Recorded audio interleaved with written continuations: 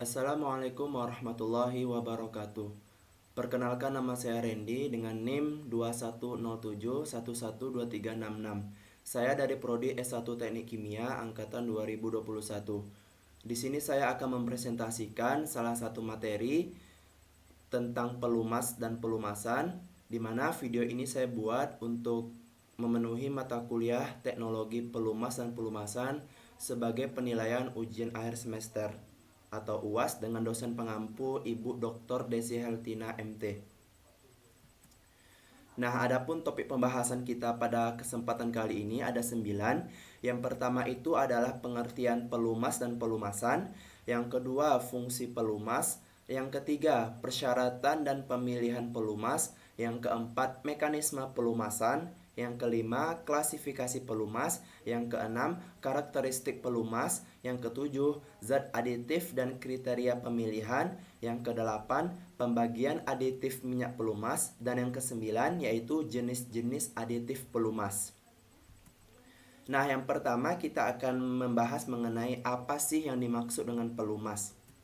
Nah, pelumas itu merupakan senyawa yang ditempatkan di antara dua buah permukaan yang bergerak dan bergesekan antara satu sama lain, di mana ditujukan untuk mengurangi gesekan dan keausan, serta menjamin kelancaran kerja dan umur dari bagian-bagian mesin.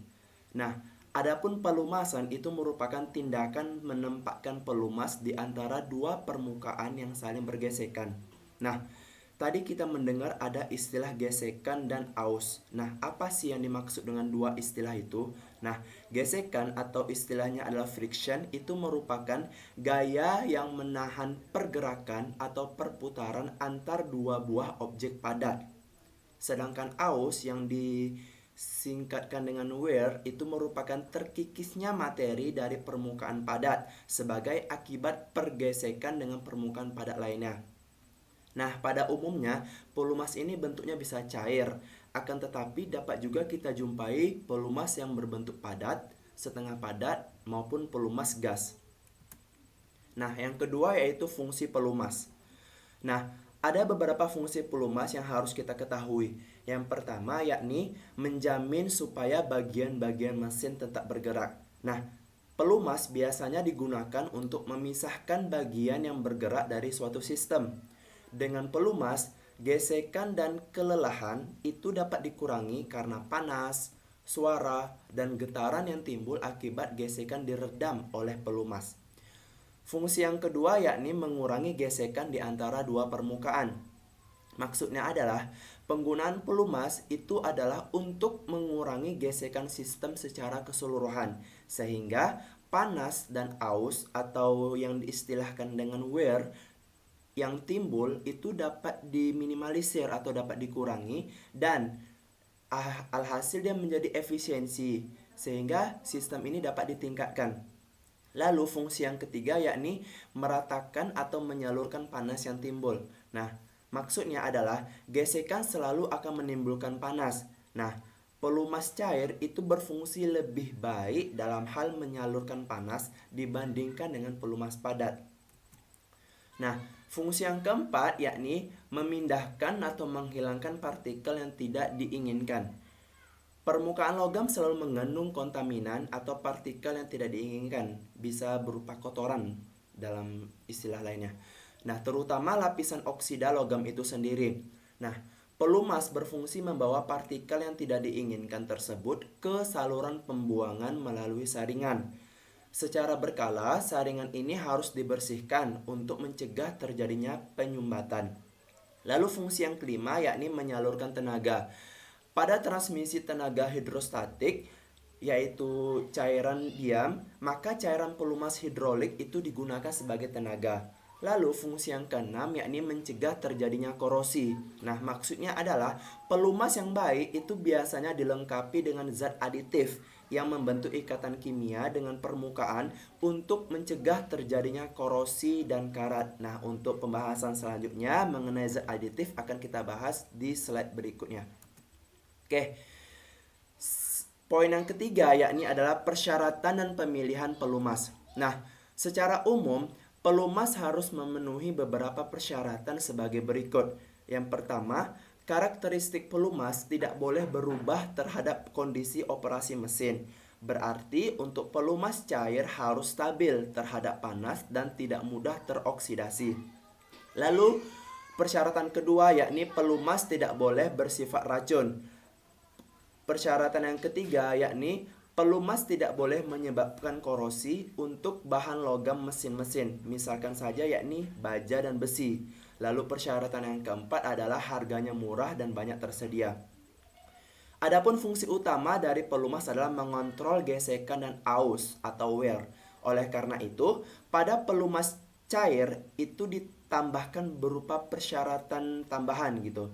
Nah, ada beberapa poin. Yang pertama, dapat ditarik di antara bagian yang bergerak dengan tindakan hidrolik.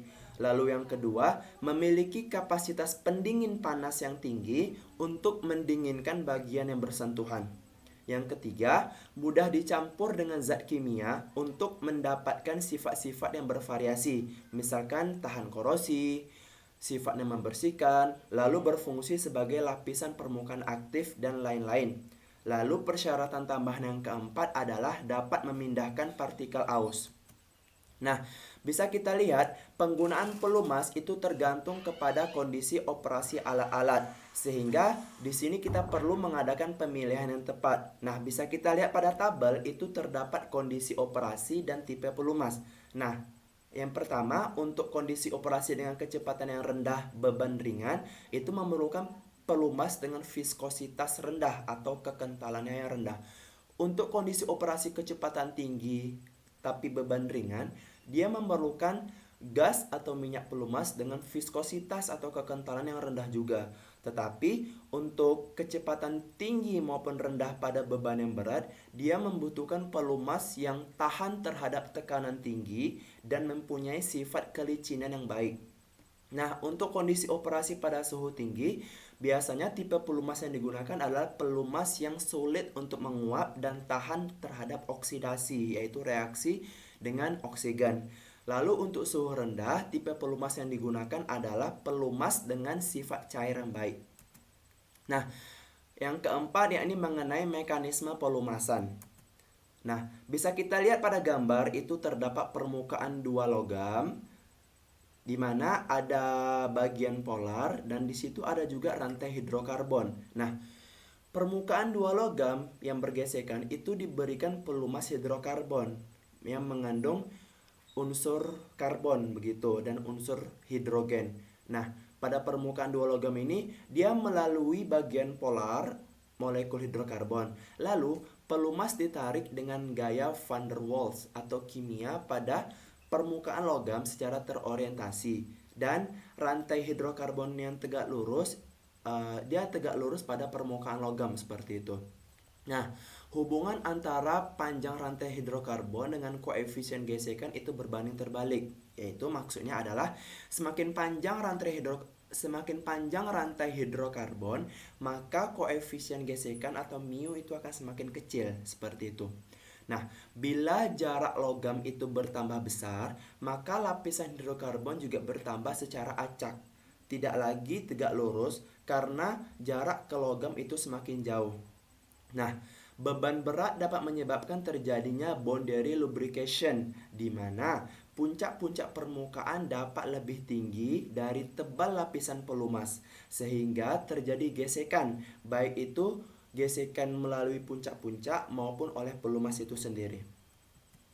Nah, supaya tidak terjadi yang namanya boundary lubrication, maka molekul pelumas harus mempunyai yang namanya hidrokarbon rantai panjang. Yang kedua, gaya tarik-menarik di antara rantai. Yang ketiga, gugus polar supaya melekat kuat pada permukaan. Dan yang keempat, gugus atau atom-atom aktif yang dapat membentuk senyawa dengan logam jikalau itu bebannya berat. Contohnya, pelumas padat MOS2 dan grafit atau nama lainnya adalah karbon.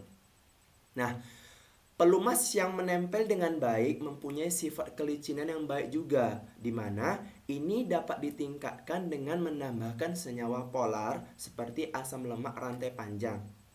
Adapun sifat permukaan logam terhadap pelumas mau itu melekat ataupun tidak, itu mempengaruhi sifat kelicinan atau oiliness dan lubricity pelumas itu. Nah, poin yang kelima yaitu adalah klasifikasi pelumas.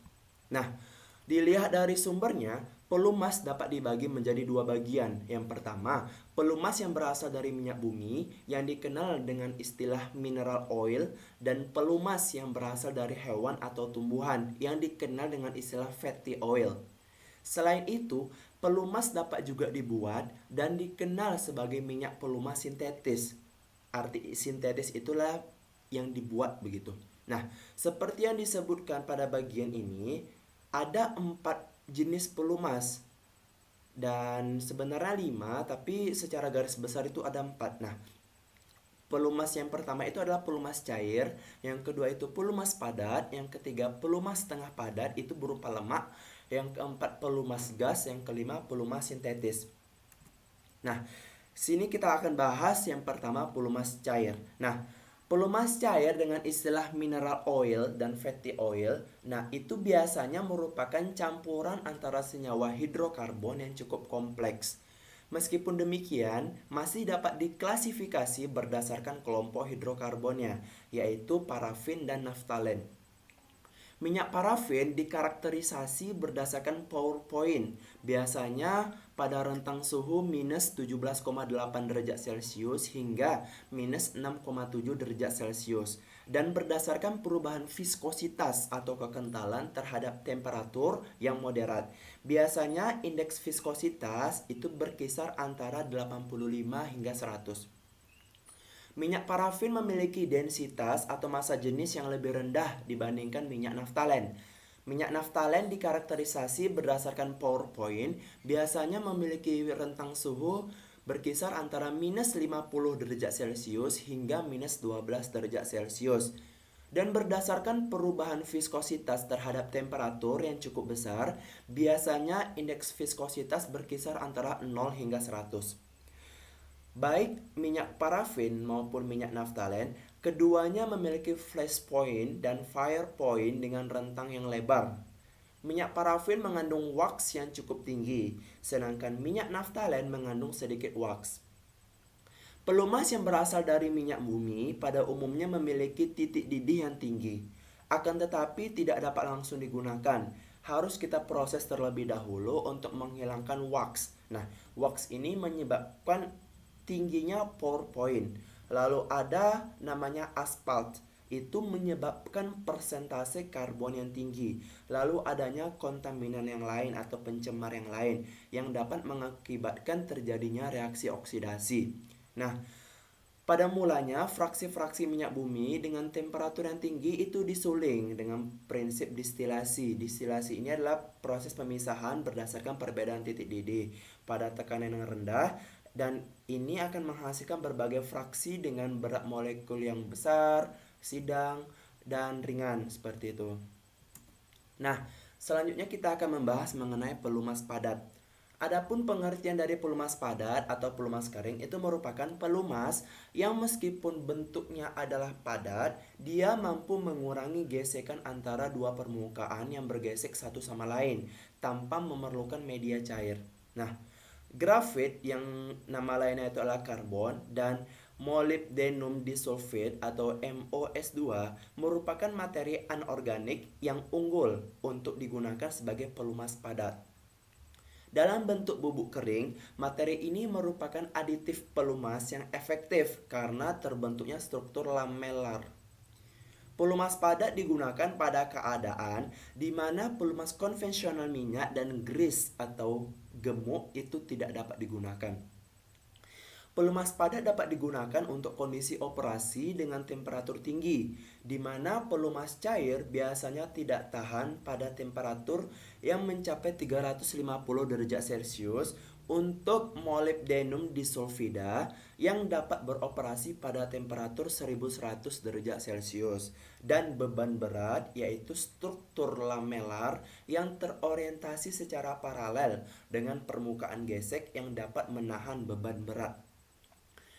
Pelumas padat itu terdiri beberapa lapisan-lapisan tipis film padat atau solid film yang memenuhi sifat-sifat ada 5 sifat.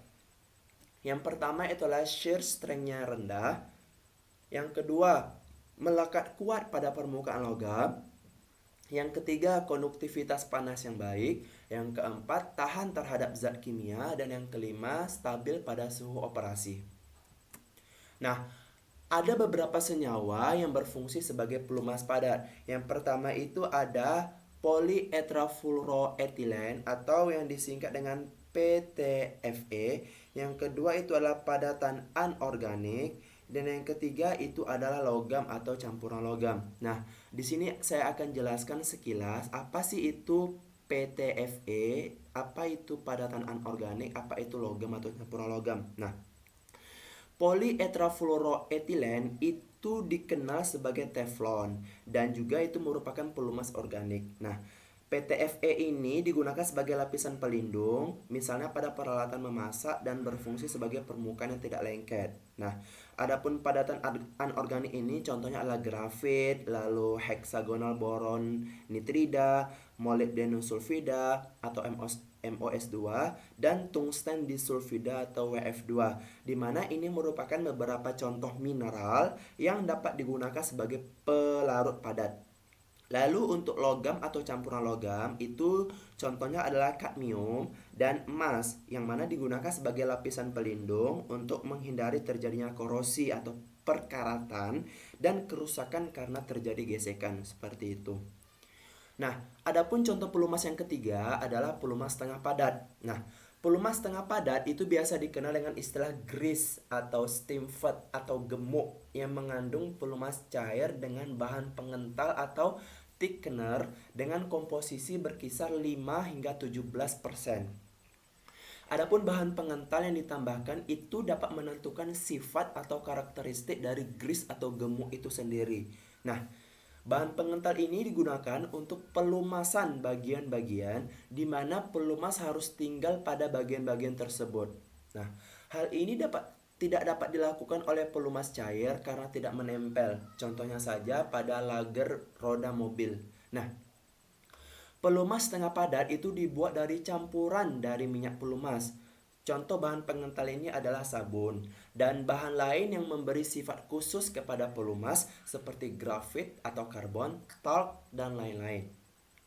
Bahan pengental yang digunakan dalam penyamudan asam lemak biasanya adalah sabun logam dari logam-logam alkali. Nah, beberapa asam lemak untuk sabun misalkan saja adalah asam palmitat, asam stearat, dan asam oleat.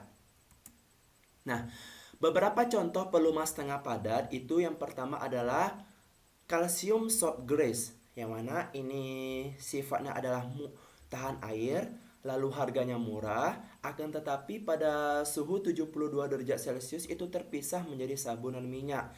Penggunaannya itu adalah pada pompa air dan traktor. Lalu contoh pelumas setengah padat yang kedua adalah natrium soap grease, di mana dropping point itu lebih besar daripada calcium soap. Lalu larut dalam air, temperatur operasinya berkisar lebih kurang pada suhu 120 derajat Celcius.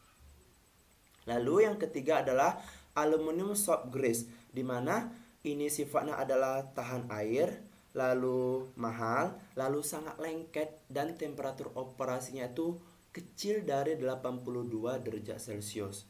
Lalu ada barium soap grease. Sifatnya itu adalah tahan air, adesinya baik atau lengket, lalu temperatur operasinya itu kurang dari 135 derajat Celcius. Penggunaannya adalah untuk mobil. Lalu yang kelima adalah lithium soap grease T, di mana ini tahan air, lalu lebih baik dari yang lain dan temperatur operasinya itu kurang dari 135 derajat Celcius. Lalu penggunaannya adalah pada pesawat terbang. Yang keempat yaitu pada pelumas gas. Nah, akhir-akhir ini gas dapat digunakan sebagai pelumas untuk proses poros presisi, giroskop, kompresor, kipas, dan lain-lain.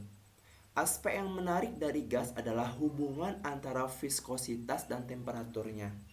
Berlawanan dengan pelumas cair, viskositas gas hanya sedikit terpengaruh oleh perubahan temperatur dan tekanan. Pelumas gas dapat digunakan untuk permukaan yang cukup luas dan beban gesekan suara maupun getaran. Dan pelumas yang terakhir adalah pelumas sintetis. Adapun pelumas sintetis itu merupakan pelumas yang dibuat dari reaksi kimia dua atau lebih senyawa kimia sederhana yang ditambahkan dengan aditif. Pelumas sintetis itu digunakan untuk keadaan di mana pelumas dari minyak bumi tidak memenuhi persyaratan. Misalkan saja beban berat, lalu suhu tinggi lebih besar dari 120 derajat Celcius atau rendah, di mana itu kurang dari minus 26 derajat Celcius. Pada pelumas sintetis ini selain harganya itu mahal, pemilihan bahan untuk seal, gasket, isolator sukar karena sifat pelarut yang digunakan dapat melarutkan bahan-bahan tersebut dan ada yang mempunyai sifat beracun dan korosif.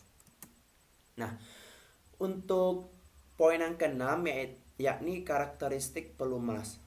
Nah, apa saja sih karakteristik pelumas itu? Mari kita bahas.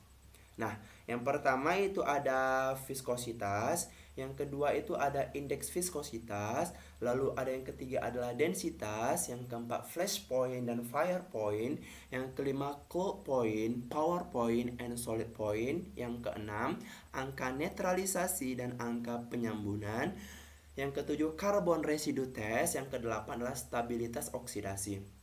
Mari kita bahas.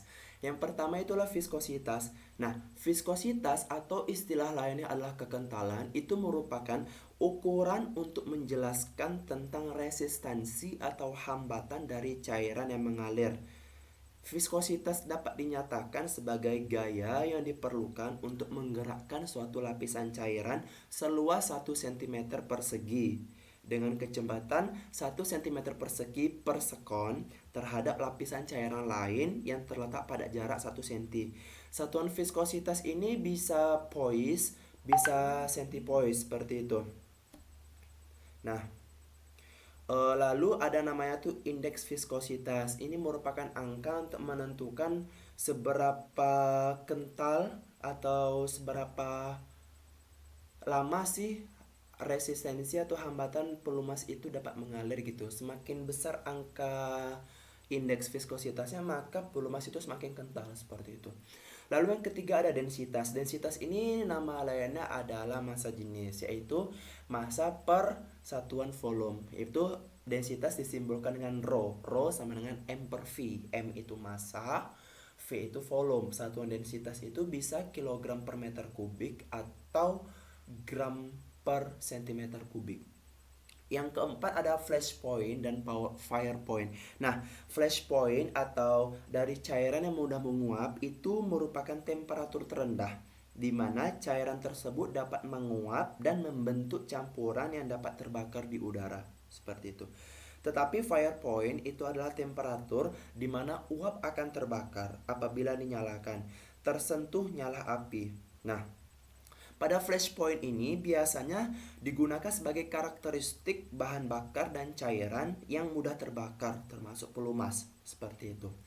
Lalu yang ketiga, selanjutnya adalah cold point, power point, and solid point. Nah, cold point itu sendiri merupakan temperatur di mana padatan yang larut tidak lagi dapat larut, yang ditandai dengan adanya kekeruhan dari larutan sebagai titik awal fase pengendapan. Nah, adapun power point dari cairan itu merupakan temperatur terendah di mana cairan masih dapat mengalir, itu dapat dituangkan pada kondisi tertentu. Adapun solid point itu merupakan temperatur di mana minyak menjadi beku, namanya solid, menjadi padat gitu ya, seperti itu ya. Pelumasnya udah beku seperti itu. Nah, solid point ini penting dalam pemilihan pelumas yang harus beroperasi dalam bentuk cair, karena pelumas cair yang membeku akan menimbulkan gesekan. Yang keenam ada angka netralisasi atau neutralization value dan angka penyambunan atau saponification value. Nah, apa sih dua istilah ini seperti itu? Nah, angka netralisasi itu merupakan jumlah banyaknya kalium hidroksida atau natrium hidroksida dalam satuan miligram yang diperlukan untuk menetralkan asam dalam 1 gram minyak pelumas. Seperti itu. Tetapi angka penyabunan atau saponification value itu merupakan banyaknya kalium hidroksida atau natrium hidroksida dalam satuan miligram yang diperlukan untuk penyabunan asam lemak dalam 1 gram minyak pelumas. Lalu yang ketujuh ada carbon residue test. Ini merupakan suatu karakteristik dari pelumas yang dipakai untuk menentukan jumlah karbon dalam persen yang akan dilepas sejumlah tertentu oleh minyak pelumas dalam pembakaran seperti itu. Minyak pelumas yang mengandung persen karbon yang cukup tinggi itu kurang baik, di mana ini harus dikurangi dengan proses pemanasan seperti itu. Nah, pada proses pemanasan, senyawa karbon ini akan terurai dan karbon akan mengendap. Nah, sesudah mengendap dan endapan itulah yang tidak diinginkan pada pelumas. Pelumas yang baik itu memiliki persen karbon yang rendah, seperti itu. Lalu yang terakhir adalah stabilitas oksidasi atau oxidation solubility. Oxidation stability seperti itu. Nah, oksidasi itu dimana reaksi kimia dengan oksigen itu oksigen di udara itu bereaksi dengan hidrokarbon dalam pelumas seperti itu. Nah, minyak pelumas tertentu itu dapat mengalami reaksi oksidasi pada kondisi operasi, yang mana ini akan menyebabkan terjadinya endapan zat padat yang dapat menyebabkan kemacetan mesin. Nah, seperti itu. Beberapa kondisi operasi mesin yang dapat menghasilkan endapan karbon ini mulai dari temperatur tinggi, adanya partikel aus dari metal atau logam, adanya uap air dan kontaminan lain, misalkan seperti kotoran, karat, dan produk korosi lainnya, dan bisa saja ini terjadi karena pengadukan, seperti itu. Oke, selanjutnya adalah zat aditif dan kriteria pemilihan, seperti itu. Nah, apa sih yang dimaksud dengan zat aditif? Nah, aditif itu merupakan senyawa kimia yang apabila ditambahkan ke dalam pelumas akan menaikkan unjuk kerja pelumas seperti yang diharapkan. Aditif ini dapat menentukan mutu pelumas yang akan digunakan karena dapat merubah sifat kimia maupun sifat fisika dari oli. Tujuan dari pemberian zat aditif itu sendiri adalah untuk campuran pelumas, yaitu untuk melindungi dan memperbaiki mutu pelumas terhadap perubahan sifat kimia atau penurunan mutu pelumas. Lalu, fungsi atau tujuan lain dari pemberian aditif ini adalah untuk melindungi kerusakan mesin terhadap produk-produk hasil pembakaran, dan juga untuk memperbaiki sifat suatu pelumas atau memberikan sifat baru terhadap sifat pelumas yang sesuai dengan penggunaannya, seperti itu. Nah, adapun beberapa kriteria pemilihan zat aditif ini ada 8. Yang pertama itu meliputi kelarutannya dalam base oil, yang kedua tidak larut dalam air, yang ketiga volatilitas, yang keempat stabilitas, yang kelima kompatibilitas, yang keenam warna, yang ketujuh ada fleksibilitas, yang kedelapan ada bau. Nah, mari kita bahas satu persatu. Nah, maksudnya kelarutannya dalam base oil ini adalah sifat yang utama yang harus dimiliki oleh aditif agar menghasilkan pelumas yang homogen. Seperti itu. Lalu yang kedua adalah tidak larut dalam air. Aditif harus tidak larut dalam air, karena antara base oil dan air itu merupakan dua larutan yang saling melarutkan atau immiscible, seperti itu. Dengan tidak larutnya aditif dalam air, maka apabila pelumas tercampur dengan air, maka komponen-komponen pelumas masih dapat dipertahankan. Nah, selanjutnya yang ketiga volatilitas. Maksudnya ini adalah kondisi operasi mesin yang akan dilumasi menuntut agar setiap komponen dalam pelumas itu tidak mudah menguap. Lalu yang keempat adalah stabilitas. Maksudnya ini adalah aditif itu harus tetap stabil selama penyimpanan, baik itu selama blending maupun itu selama pelayanan di dalam mesin. Lalu yang kelima adalah kompatibilitas.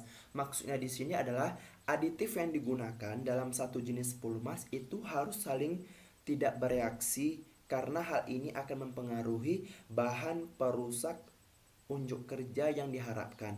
Lalu ada warna. Nah, warna ini merupakan indikator pertama yang dipakai dalam pengujian appearance. Maksudnya ini adalah warna ini pada aditif itu harus jernih dan stabil seperti itu. Supaya pada pengujiannya itu bisa memenuhi persyaratan penggunaan zat aditif ke mesin seperti itu. Lalu ada fleksibilitas. Maksudnya fleksibilitas di sini adalah aditif yang multifungsi itu banyak gunanya itu lebih diutamakan karena akan memiliki daya aplikasi yang sangat luas seperti itu. Dan yang terakhir ada bau. Aditif diharapkan tidak menimbulkan bau yang merangsang atau bau yang menyengat. Apabila terpaksa digunakan juga, maka bau aditif ini harus kita hilangkan dengan menambahkan bahan penghilang pada bau tersebut, tergantung baunya apa. Oke, lalu yang kedelapan adalah pembagian aditif minyak pelumas. Adapun pembagian aditif pelumas berdasarkan fungsi dan kinerja itu dibagi menjadi tiga. Yang pertama itu aditif utama meliputi antifoam. Apa itu antifoam? Antifoam itu fungsinya adalah untuk meminimalkan busa pada oli. Lalu ada antioksidan, itu fungsinya adalah menghentikan atau memperlambat reaksi kimia antara molekul hidrokarbon dalam pelumas dan oksigen dari udara. Lalu anti-wear, itu fungsinya adalah untuk mencegah panas yang berlebihan pada oli yang ditimbulkan dari gesekan antar logam pada mesin. Lalu ada anti korosi, itu adalah untuk mencegah korosi dan karat akibat reaksi asam dan oksidasi udara dengan cara melapisi logam atau metal meskipun mesin dalam keadaan tidak bekerja. Lalu deterjen. Deterjen ini gunanya adalah sebagai pembersih dan penetralisir zat-zat yang berbahaya, membentuk lapisan pelindung pada permukaan logam, mencegah endapan, dan lain sebagainya. Lalu ada dispersan. Nah, dispersan ini adalah untuk mengendalikan timbulnya lumpur yang terbentuk dari suhu rendah pada mesin bensin seperti itu. Lalu ada friction modifier, itu fungsinya adalah untuk meningkatkan kinerja pelumasan pada metal yang bergesekan agar tidak cepat aus. Lalu ada pour point dispersan, itu merupakan fungsinya adalah untuk mencegah oli membeku atau mengental pada saat suhu rendah atau suhunya dingin gitu. Nah, power point dispersan atau yang disingkat dengan PPD itu dapat mencegah pembentukan kristal pada suhu rendah. Contohnya adalah polymetacrylates, lalu ada vinyl acetate copolymers dan lain sebagainya. Nah, yang kedua untuk pembagian aditif ini ada indeks viskositas improver atau viscosity index improver. Maksudnya adalah aditif ini fungsinya untuk menstabilkan kekentalan pelumas pada saat suhu mesin itu mulai naik atau suhunya itu mulai tinggi sehingga pelumas ini tidak gampang encer pada suhu tinggi. Nah, pelumas yang memakai aditif ini disebut juga dengan oli multigrade seperti itu. Lalu yang ketiga ada aliran minyak improver. Maksudnya adalah aditif ini fungsinya untuk memperlancar aliran pelumas terutama pada saat mesin dimulai pada pagi hari sehingga mesin tidak mengalami kesulitan pada saat sudah dimulai kerjanya atau sudah dihidupkan mesinnya seperti itu. Nah, poin yang terakhir yaitu jenis-jenis aditif pelumas. Apa aja sih jenis-jenis aditif pelumas? Nah, aditif pelumas digunakan secara luas untuk berbagai tujuan. Namun secara umum, aditif ini bisa digolongkan menjadi 4 kelompok besar. Di antaranya yang pertama itu engine performance. Nah, maksudnya ini adalah engine performance ini dapat meningkatkan kemampuan mesin. Seperti itu. Dan contoh dari engine performance ini adalah ketan number improver, itu dapat mengurangi kebisingan pembakaran dan asap yang dihasilkan. Lalu ada injector clean lines additive, itu adalah bahan bakar pelumas yang dapat membentuk endapan dalam area saluran injektor yang berhubungan dengan suhu injektor yang tinggi gitu. Lalu ada lubricity additive dan smoke suppressant seperti itu. Nah, yang kedua ada fuel handling additive. Contohnya adalah anti-foam additive. Maksudnya adalah Antifoam aditif ini adalah pelumas yang cenderung untuk membentuk buih atau foam. Pembentukan buih ini bisa mencampuri pengisian tangki bahan bakar dan menyebabkan terjadinya kebocoran. Lalu yang kedua, de-icing aditif, itu maksudnya air bebas yang terdapat dalam bahan bakar dapat membeku pada suhu yang rendah.